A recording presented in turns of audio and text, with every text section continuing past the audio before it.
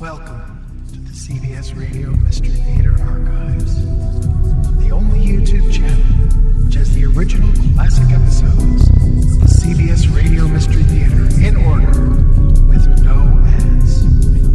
Thank you for listening, and now, enjoy the show.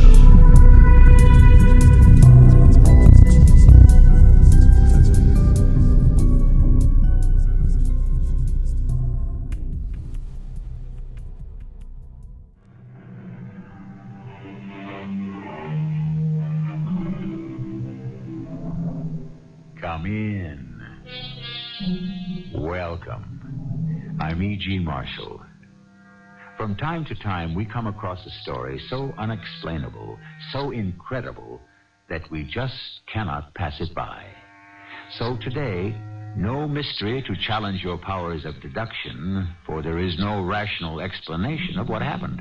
However, if you care to accompany me into the land of the uncharted and unknown, I think it will be well worth your while.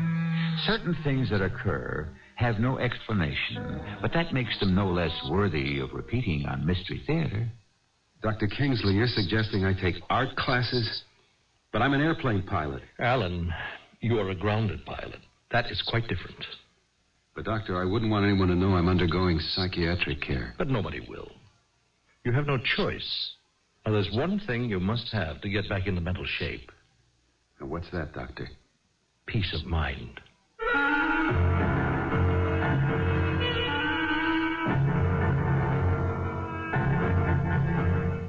Our mystery drama, Second Sight, was written especially for the Mystery Theater by James Agate, Jr. and stars Michael Tolan. I'll be back shortly with Act One.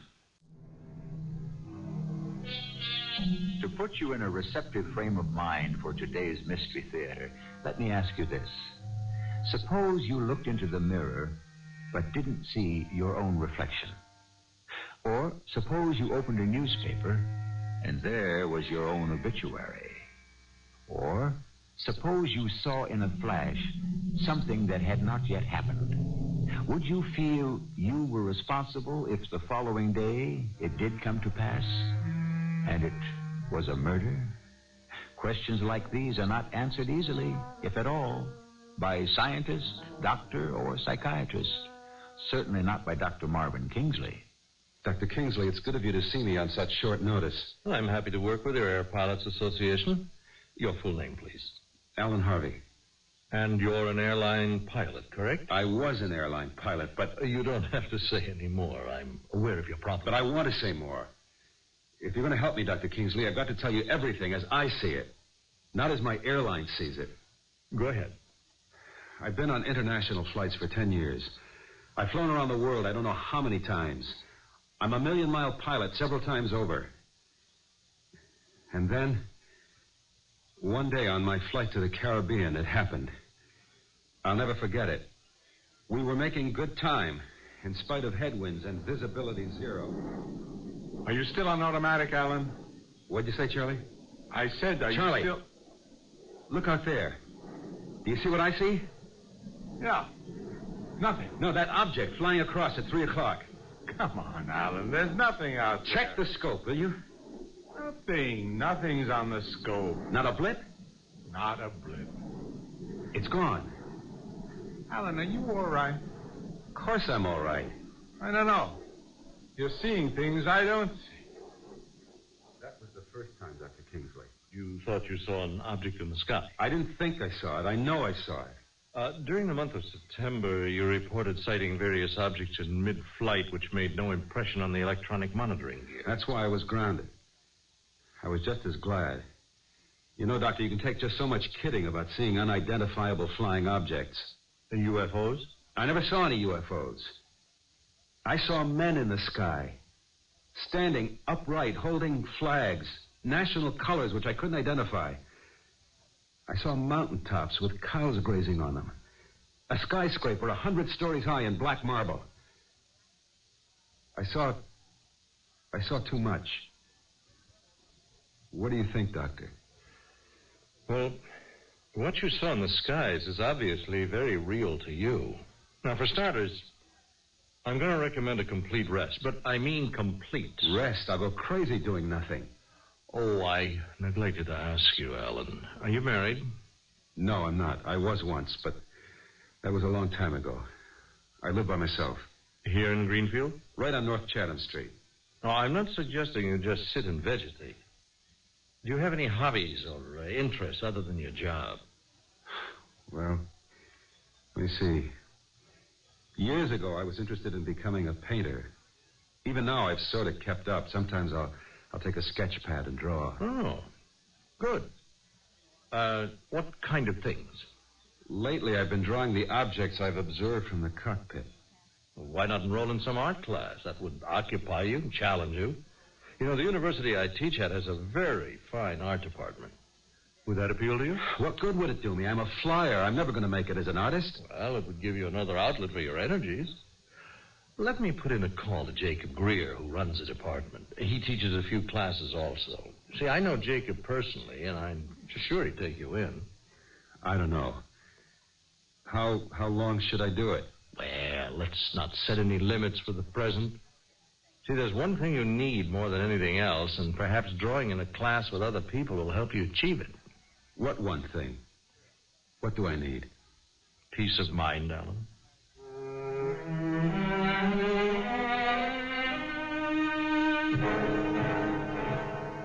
I'm happy to meet you, Mr. Harvey. I'm Jacob Greer. Marvin Kingsley tells me you'd like to join one of our art classes.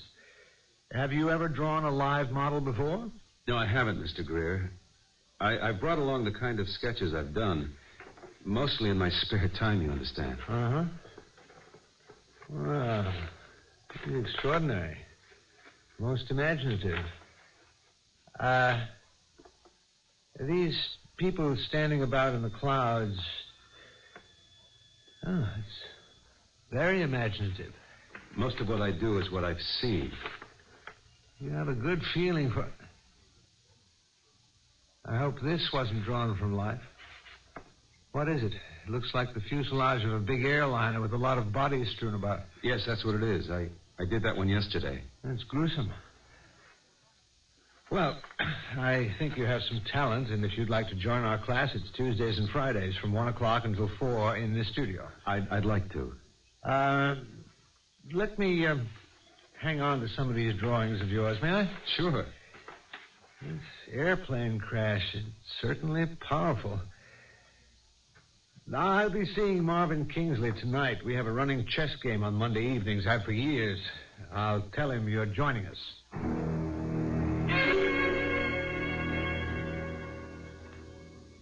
Checkmate, Marvin, old boy.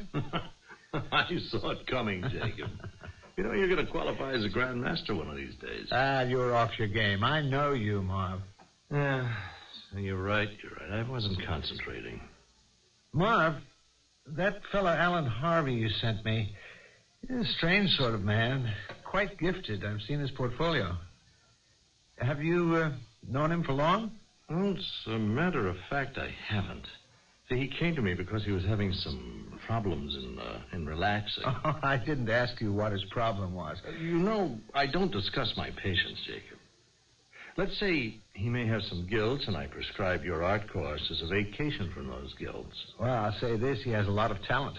There was one drawing he showed me that... Hey, do you mind if I turn this up? I'd like to catch the evening news. No, I'll go make us some coffee. Oh, I forgot to get cream, darn it. Don't worry. I can take it black. A jet airliner carrying 200 people crashed into a corporate plane at 6 o'clock tonight after traffic controllers radioed conflicting instructions. This is the scene behind me. One of the worst air disasters to strike this area in the history of aviation. According to... What is it? What happened? Oh, something with the TV set. They've still got the picture, but there's no sound. Do you see that shot of the field? Wait, it can't be. Good Lord. Oh, no, turn it off if it upsets you. It's all those bodies. No, that's not what I mean. Turn it off. No, they'll get the sound back in a minute. They still got the picture. Turn it off, please. Okay. I want to show you something. Here. This is one of the drawings your Alan Harvey left with me. Mm-hmm. What do you see? A grisly, almost photographically detailed drawing of a smashed airliner. And smashed people. Well, What are you trying to tell me, Jacob? doesn't this drawing look exactly like what we just saw on the tube? But exactly? Yes, I suppose there is a similarity. Oh, I forgot to tell you. You see, Alan Harvey was an airline pilot, so I suppose he drew that from some experience he had. Marvin, my mind deals in pictures. I would say there's not just a similarity.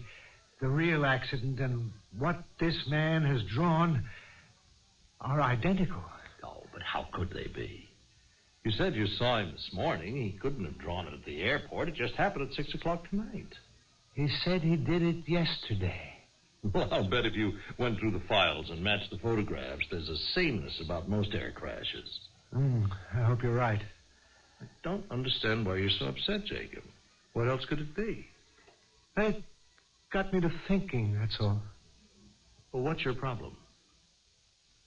If Alan Harvey can draw a future occurrence before it happens, I'd say we all have a problem.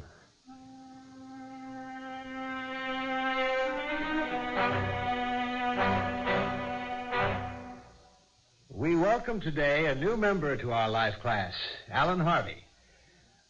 Miss Johnson, we'll have 2 minutes of warm-up poses, and then we'll begin the longer poses. Arthur, why don't you put your easel beside Alan so that if there's anything he doesn't know, you can fill him in. All right, Miss Johnson. I'm new to this. What are warm-up poses? You'll see. Those are the action poses Miss Johnson does up there. You know, poses that no model could hold very long. That one, see? One leg up and hand extended, sort of like a dance pose. I'm supposed to draw that? What's she doing? You certainly are, Alan. That's it. Use your charcoal. Fine. Good. Just a few action lines. Alan, that's very good. Contour is excellent. Fine. What did he say your name was? Arthur Really Lewis. excellent. I'm Alan Harvey. Say, hey, you're not bad. That's good. How can she hold that pose? Leaning over, one hand way down and the other way up. Because Miss Johnson is a professional model, Alan. Now, suppose we have less talk and more drawing, okay? Good. Yeah. Just a couple of contour lines, Alan. We're not projecting the model's complete form. You mind if I stand behind you, Alan? Oh, no. No, not at all, Professor Greer. Wait a minute. Let me see that one you just turned over. Oh, it's nothing, really. I didn't even know what I was drawing. Alan, one of the things you've got to learn about our work is no one can afford to be shy or modest. Looking, appraising, it's the only way for me to gauge your progress. Oh, it isn't anything. Let me be the judge of that. Now pull that page back. You just sketched this? It took me all of 2 minutes. I told you it wasn't any good. It's very good. It's just that I'm a little taken aback at what you drew. Taken aback? Isn't that a drawing of our model, Miss Johnson? Lying across that bed, bruises on her neck, eyes staring open as if she'd just been strangled to death.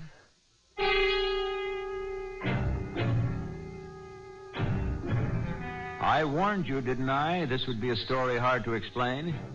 If you like, let's begin by believing some events are coincidence, or, as the phrase goes, a strange coincidence. However, the model, Miss Johnson, isn't dead yet, and as we know, Alan Harvey's wings were clipped for seeing things that weren't there. Did I say foreseeing? Just a coincidence. I'll be back shortly.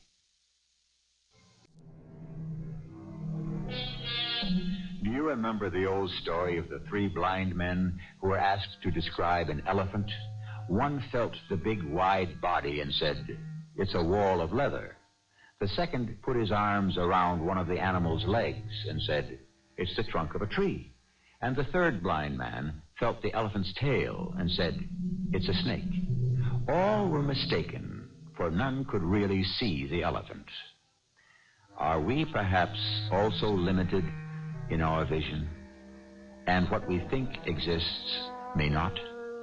Is Alan Harvey able to see what really is with a special second sight that is not ours? I'll be frank with you. It disturbed me to discover I'd been drawing our model, Miss Johnson, as a victim of a murder. I'd never given it a second look. The truth is, I didn't even remember drawing it. Professor Greer kept looking at what I'd done with this horrified expression. So I was pretty shaken when I came back to class on Friday and set up my easel next to Arthur Lewis. Ladies and gentlemen, today Miss Johnson will skip the warm-up poses. The pose she will now assume will be the one held for the entire session. 20-minute poses in the first hour and a half with the usual 5-minute rest periods. All right, any questions? Yes, Professor Greer? Miss Johnson? It's a little chilly in the studio this morning. Could I have a heater placed near me? Of course.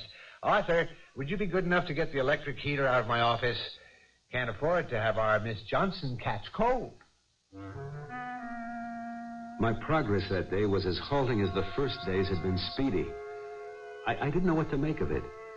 Miss Johnson was the model as before, but somehow I could not get her down on paper.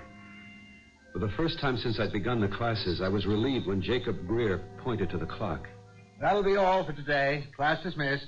Oh, Alan, would you stay on a bit? Yes, Professor Greer? I noticed you're having a little trouble today. Some of those lines just not forceful enough. I was aware of that, too. Something seems to be holding me up now. May I have a look at what you've been doing? Of course. What? Is this all you've done today? I'm afraid so. I tried. I couldn't even get the simplest action line. What's that supposed to be? Where? In the corner of that page. A table set for 2 people at the... I know where that is. Yes, it is. That's the Chinese restaurant right here in town. I hope by next Tuesday you'll be taking a more serious approach to your work. I am serious, Professor Greer. I just don't seem to be able to concentrate on what I see. What's in my mind's eye is so much clearer to me than what's in front of my real eye.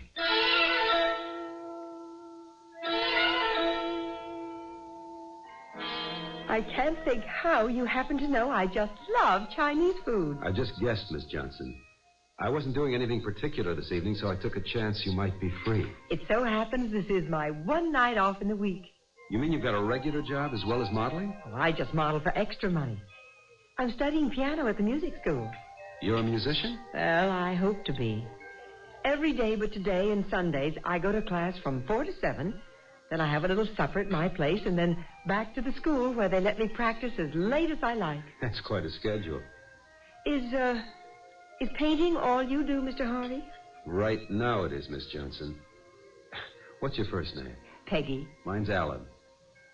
It's a funny thing, but I don't associate the girl who stands up in class and poses with you. Well, I'm a little more formally dressed now. You're not married, are you? I was a long time ago, but my wife didn't like my being married to an airline. I'm a pilot. I don't believe it. I was married to a pilot, too. Oh, but it didn't take. Take us long to discover it was a big mistake. I'm sorry. I'm not. Anyway, seeing Jacob is much better. No strings and outside of the classroom. He's very amusing. Jacob? You're dating Professor Greer? Yes. Well, is that so crazy? There's not that much difference in our ages. No, I'm not saying there is. It's just so, unexpected. Oh, I see younger men, too. Like Arthur. Arthur Lewis, who sits next to you in class. With the red beard? Yeah, sure, I know. He's awfully nice, too. Not nearly as possessive. In fact, in many ways, I think he's more mature than Jacob. Say, aren't you getting hungry? Oh, vanished. I tell you what. You order from column A, and I'll order from column B. Ladies and gentlemen, it seems our Miss Johnson isn't going to be with us today, And Arthur has volunteered to model for us, so we shan't be losing any time. You all ready, Arthur? Ready when you are, J.G. All right, please begin. Now, I want you all to loosely suggest the action of the pose before you actually sketch the form.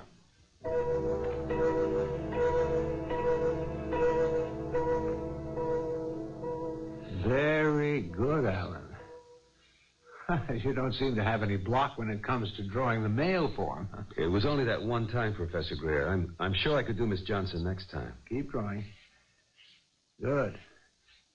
What are you doing now? Putting in a face. Well, that's not Arthur's face. It's more like mine.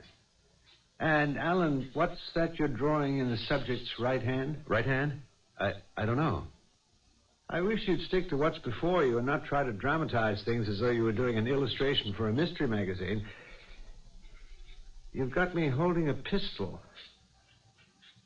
Now I see a doorway and some other body crumpled up against it as though he'd just been shot.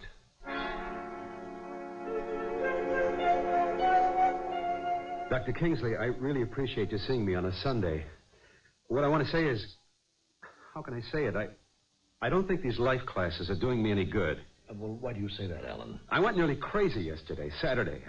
I tried to get out of the house, take a walk, but I found myself always coming back to my drawing board. Well, I think that's a good sign. But it's not. Nothing's changed. It's all as it was before. I'm seeing things that nobody else sees, only now I'm drawing them. Here, look at these, please. Some I've done in class and some at home. Yes, I see what you mean. Do you? Do you really? I'm terrified. Oh, you draw very well, Alan. It's what I draw. Here, this one, for instance. Now, look, you will work your way out of this. Don't worry. It's the mind's way of healing itself. Doctor, I think you've got it all wrong. Here, look here. I drew this just this morning before I came to see you. I sat myself down, and this happened, like automatic writing. Well, the drawings are for Jacob Greer to criticize. Now, what do you expect from me? Just tell me what you see. All right. It's a young man, about 25, I'd say, stretched out on a slab in the morgue. When were you at the morgue last? Never. I've never been there. Well, you've seen pictures. I tell you I haven't. But you must have. And you've forgotten. That happens to be the morgue attached to our hospital, exactly the way you've colored it. You don't understand. You simply do not understand, do you, Doctor? I don't know what or how I draw. My dear Alan, you must have been there. The detail, the glare of that green shade, the hexagonal tiles, that one broken tile near the door. Now face reality, Alan. Forget it. Do you know the young man you've drawn? That corpse with the red beard? That's the horrible part. Yes, I know him. His name is Arthur Lewis. He's another student in my class. What shall I do? When do you go again? To your art class? Day after tomorrow. All right. Now, right after class, come back here to my office and bring what you've drawn that day, and we will try again. Now, we'll sit down quietly, calmly, and talk about it. This sort of thing happens more often than not, Alan. We transfer and transpose people we know into the most unlikely situations. See, most of us do it in dreams, but you're doing it on paper. You don't think it's any more than that, Dr. Kingsley? Just bear in mind, Alan, you and I are mortal. We can do no more, see no more, know no more than our five senses tell us. You mean there's no such thing as a sixth sense? Or a second sight? Well, arithmetically, perhaps. But in fact, no.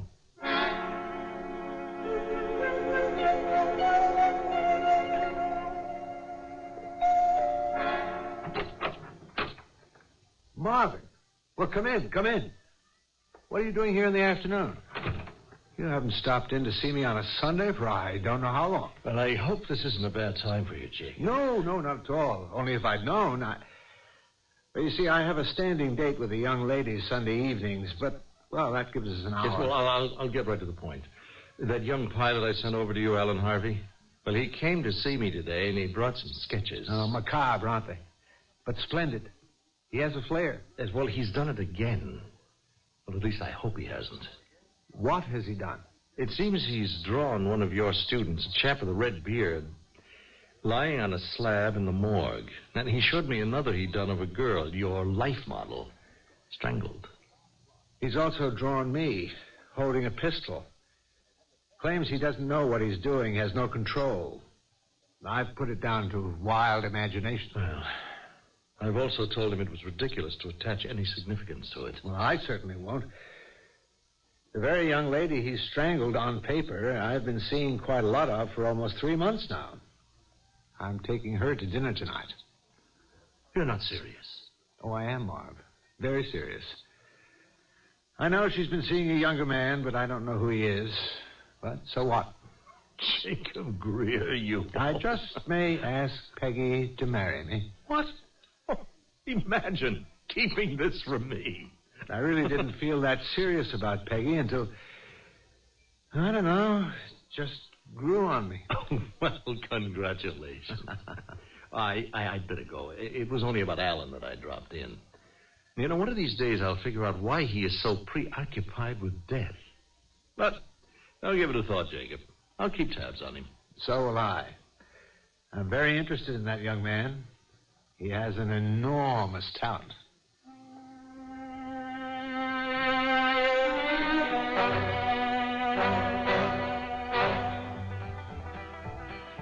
Alan, I feel so wicked, I can't begin to tell you. Why, Peggy? Half of America goes to the movies on a Sunday night and has a soda afterwards. Oh, it's not that I'm having a soda in a drugstore at 10 at night with a man I've only known for a few days. It's because I've stood up the 2 guys I usually date. Who, Jacob? And Arthur. I generally see Jacob for dinner Sunday nights. He gets me home about this time, and then half an hour later, Arthur stops by, and we go listen to music somewhere. You're going to get yourself into trouble. They enjoy themselves. So why did you go out with me? Because I love going to movies. And nobody ever asks me. Well, you'd better beat it home. At least you can keep one of your 2 dates.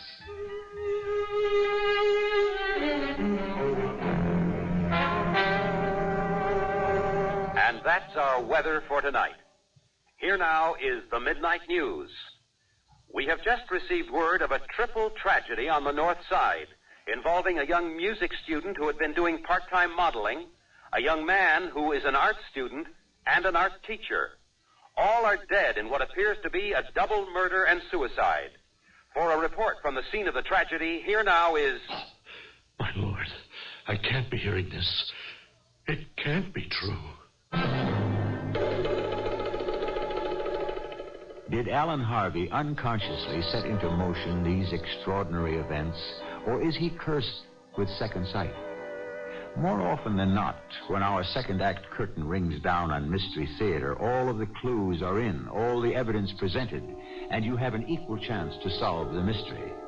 Not this time, for we appear to be dealing in an enigma wrapped in a secret, contained in a sealed book, written about a strange, uncharted land.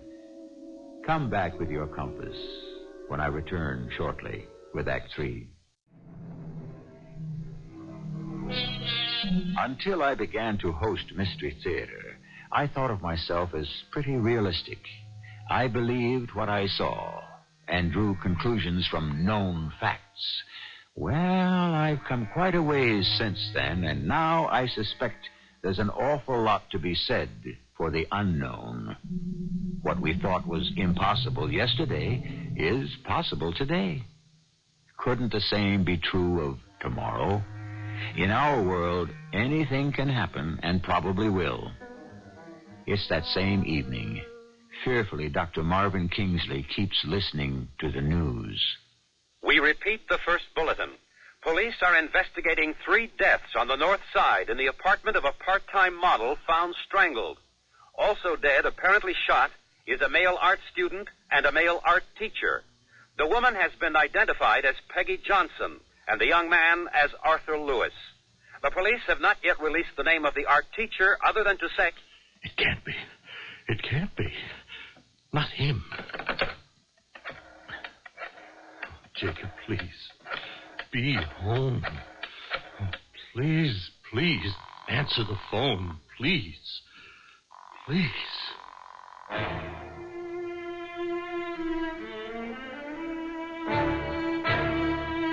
Today is Monday.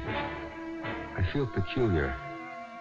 I keep trying not to think of tomorrow in another life class. I sit at my table and look out the window. All the little houses. Ours is not a big town. All the capitals of the world I've flown to, Rome, Paris, Amsterdam, London, it all seems like another lifetime. I look down at my drawing pad. I've drawn a heavy-set man standing in a courtroom before a judge. I better call Dr. Kingsley right away. Alan, I'm glad to hear your voice. I've done another one of those mysterious drawings. Have you sketched someone you know? Not this time. Someone I've never seen before, I know that. A big hulk of a man standing in front of a judge. From the look I've drawn on the man's face and the look on the judge's, I'd say the judge was about to pass a sentence of death. I'll tell you what you do, Alan. Why don't you walk over here? It'll take you no more than 3/4 of an hour, and by the time you get here, I will have cleared the decks. Bring that drawing of yours, Alan, and we'll talk. I've lived in Greenfield all my life. Every time I'd come back from some round trips for my week off, I'd found the town pretty much the same. So why I got confused going across town to Dr. Kingsley's, I can't imagine. But I did. Turned up the wrong street, and before I knew it, I was lost. So I cut through an unfamiliar alley, and there it was. A fence about 9 feet high. I couldn't see over it. Over the gate was written J. Murty, Tombstones, Monuments. I opened the gate and looked inside. A yard full of gravestones. Come on in, young fellow. Don't stand out there. Oh, thanks. May I? I'm glad to see you. You're very expert chipping words into that stone. Marble. I also do granite. This is quite a large place you got here. I bet you keep busy. Well, the work gets kind of lonely. Not many people like to be around gravestones. Makes them think. Oh, let me introduce myself. Julian Merte. Oh, yes, I saw your sign. I'm Alan Harvey. You looking for someone? I'll tell you the truth, I turned down the wrong street. Did you say your name was Merte? Yes. Why? Do you know me from somewhere? I don't know. Mr. Merte, have we ever met before? I don't think so. Of course, I have seen a lot of people in my day. Why? You think we have met? Well, everything about you, I don't know how to say it. It's uncanny. Hey, look at this, will you? A drawing I did today. That is quite good. You did that? This morning. I have always admired the man who could sit down and draw straight off like that. Now, why did you want me to see this, Mr. Harvey? The man in the drawing, it just came to me. He looks just like you, Mr. Murty. Oh, that man there standing in front of the judge looks like me, you say? Why, so he does, Mr. Harvey. So he does. Julian, where are you? Here, my dear. Oh, you have company. Mr. Harvey, Mrs. Merte, my wife. Oh, please. Did you? Mr. Harvey is an artist, Mary. Julian, go along and wash your hands. It'll be time for supper shortly. Supper? I had no idea it was that late. I must be going. No, sir. Please don't go. I've got something to show you. Or perhaps some other time. I'll come back. No, it wouldn't take long. 5 minutes, I promise you. Just 5. All right. Certainly. I'll be right back. Young man, I don't know who you are, but I advise you to leave right now. There's a storm coming up. I should go. I'm late as it is. Someone's expecting me. Then go. I'll explain to my husband. But he seems so anxious to show me something. It's only those gravestones. He's so proud of them, but they won't run away. I advise you, young man, for the sake of your well-being and health, leave now. My health? And your peace of mind. Does the name Julian Murter mean anything to you? Julian Yes. Yes, I have heard that name. Arizona? No, California, the Rock Bridge. And the Wyoming stone faces. Is your husband that Julian Murty? Yes. Why, he's one of the great sculptors. What's he doing in this back alley making gravestones? He fell out of fashion. It's as simple as that. But it broke his heart. He has never been the same. You mean no one commissions his works anymore? For 20 years, no one. And that isn't the worst of it. You had better go. Well, can't you tell me why I should go? Because sometimes he is not responsible. Not anymore. All washed, all clean. Oh, say, we are in for a storm, Mary. I am taking Mr. Harvey into the studio. Well, if you'll excuse me, I'd better go right away. What? In all this rain? You will get soaked. Come along. Follow me. Let's run for it.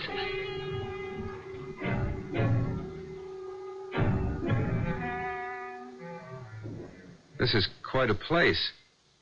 Never seen so many different kinds of gravestones. These are mostly samples to show people what they can have to commemorate their loved ones. I like to keep my epitaphs light-hearted. You do? On a gravestone? Yeah, what better place? After all, death is the ultimate joke, isn't it?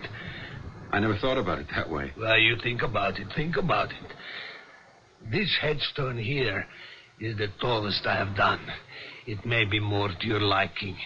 It's a sample which I completed only this morning. He flew high, he flew low. Now to heaven may his spirit go. Alan Harvey, requiescat in pace. That's my name.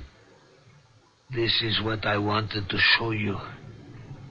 My name? Well, you must believe me, Mr. Harvey. Pure coincidence. I don't know where the name come from. Just entered my head. But the date's under my name.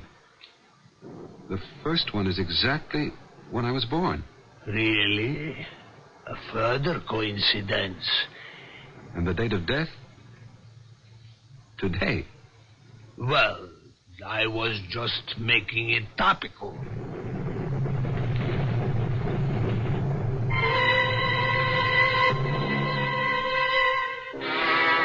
You go right ahead, Mr. Harvey, and use the telephone. Supper will be on the table in a moment. Oh, thank you. I had this appointment, and I just better call.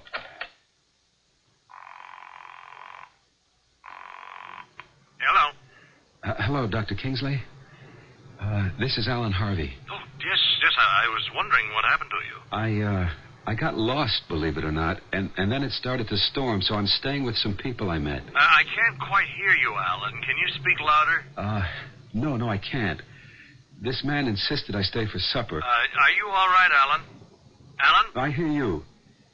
Yes, I'm all right. I'll try and come by later, Dr. Kingsley. Goodbye. You know, I told you, Harvey, I don't get many visitors, especially people from the world of art. And that is why, after supper, I asked you back here in my studio. Mary, Mrs. Murty, funny thing, but she is not that interested in art. I really ought to be on my way. Nonsense. I wouldn't hear of it. You know, when it rains like this and I can't go outside and work on the new stones, I'll spend an evening sharpening my chisels. And you see, I've got my grinding stone here. I put my foot on the treadle, give it a twist, and there she goes. A lot of these chisels are due for sharpening. If you will look under that table where you are sitting, Mr. Harvey, you will find some drawing paper. There are pencils and charcoal in a little box down there. Go, help yourself.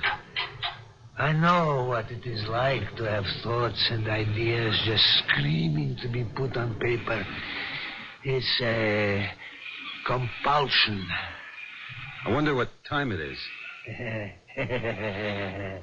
Later than it was, but one always hopes not too late. I see you have begun to draw. Mr. Harvey, I cannot tell you what a pleasure it is to meet you at last. You were right about compulsion. I wish I could leave. Oh, I'm not keeping you. No, not you, Mr. Murty. What I'm sketching. The pencil, it won't stop. My hand has to keep following it. You have that problem, too. It's a shame that all your great works are now only tombstones. Great works. I was great once. And now nothing but a letterer and a numberer in stone. I wish you had not said that, Mr. Harvey. You are like all the rest. This is the sharpest I have ever honed a chisel. Do you know that, Mr. Harvey? We're all failures. That is why we die. I wish you would not keep saying that, Mr. Harvey. I am still sketching at this table. And Julian Merte keeps turning his grindstone. All I can hear is the whirring and buzzing of the wheel and the drumming of the rain. The air is close in this studio. I'm rooted to this chair, to what I'm drawing. It's almost finished now. I can see out of the corner of my eye Julian Merte sharpening his chisels and watching me. He's staring at me. Staring.